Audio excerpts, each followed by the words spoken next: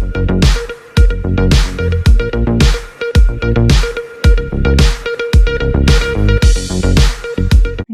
Cheque return કેસમાં મહિલાને 1 વર્ષની કેદ। પતિએ મિત્ર પાસે ₹9 લાખ ઉછીતા લઈ પત્નીના નામનો ચેક આપ્યો હતો।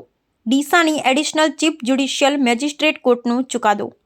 ડીસામાં એક વેપારીએ મિત્ર પાસે ઉછીતા પૈસા લઈ પત્નીના નામનો ચેક આપી પૈસા પરત ન આપતા ડીસાની એડિશનલ ચીફ જ્યુડિશિયલ મેજિસ્ટ્રેટ કોર્ટે મહિલાને 1 વર્ષની કેદનો હુકમ કર્યો।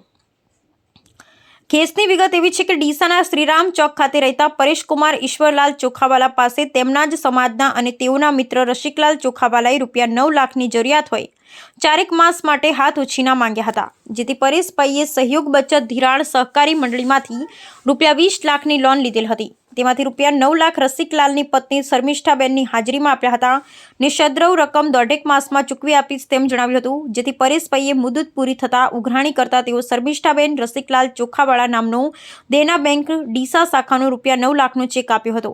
જે ચેક પરેશભાઈએ આદર્શ કો-ઓપ બેંક લીના ડીસા શાખામાં જમા કરાવતા બેલેન્સ ન હોવાથી પરત ફર્યો હતો, જેથી તેઓ પોતાના વકીલ મારફતે નોટિસ પાઠવી હતી। ત્યારબાદ પણ તેઓએ પૈસા ન ચૂકવતા શર્મિષ્ઠાબેન ચોખાવાલા વિરુદ્ધ ડીસા કોર્ટમાં ચેક રિટર્ન અંગેનો કેસ નોંધાવ્યો હતો।